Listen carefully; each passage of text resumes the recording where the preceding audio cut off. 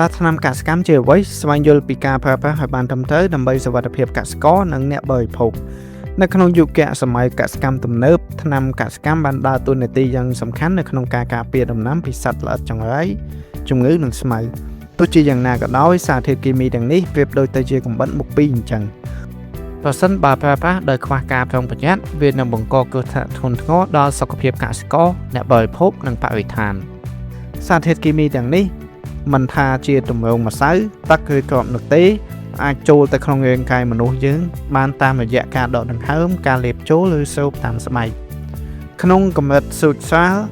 វាបង្កឲ្យឈឺក្បាលរមាស់ស្បែករលាកភ្នែកក្អួតចង្អោរនិងថប់ដង្ហើមលើសពីនេះការប៉ះពាល់រយៈពេលវែងអាចនាំឲ្យកើតជំងឺកាចសាហាវដូចជាមហារីកជំងឺប្រព័ន្ធប្រសាទនិងការខូចខាតថ្លើមឬតម្រងនោមដើម្បីការពារខ្លួនកសិករគ្រប់រូបត្រូវតែអនុវត្តតាមគោលការណ៍ណែនាំឲ្យបានខ្ជាប់ខ្ជួនមុនពេលបាញ់ថ្នាំត្រូវអានស្លាកសញ្ញាជេនិកពាក់ឧបករណ៍ការពារខ្លួនពិនិត្យឧបករណ៍បាញ់និងលាយថ្នាំនៅកន្លែងដែលមានខ្យល់ចេញចូលល្អ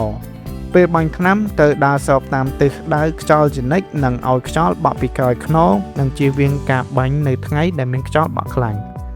ក្រោយបាញ់ថ្នាំត្រូវងូតទឹកជំរះកាយជាមួយនឹងសាប៊ូភ្លាមៗហើយបោកគក់ខោអាវបាញ់ថ្នាំដាច់ដោយឡែកពីគេដោយឡែកអ្នកបរិភោគក៏ត្រូវតែមានការយល់ដឹងដើម្បីការពារខ្លួនពីសំណល់ថ្នាំកសិកម្មផងដែរដោយត្រូវលាងបន្លែផ្លែឈើឲ្យបានហ្មត់ចត់ជាមួយទឹកស្អាតដែលហូរឬត្រាំទឹកអំបិលប្រហែល10ទៅ15នាទីចំពោះផ្លែឈើដែលអាចចិតសម្បកបានគួរតែចិតសម្បកចេញហើយបើអាចគួរជ្រើសរើសទិញកសិផលដែលមានវិញ្ញាបនបត្របញ្ជាក់សុខភាពឬបន្លែសរីរាង្គសុវត្ថិភាពក្នុងចម្ការនិងសុវត្ថិភាពលើតុអាហារគឺជាការចាប់ផ្ដើមចេញពីការយល់ដឹងនិងការទទួលខុសត្រូវរបស់យើងទាំងអស់គ្នាការគោរពតាមបច្ចេកទេសមិនត្រឹមតែការពារជីវិតកសិករនោះទេ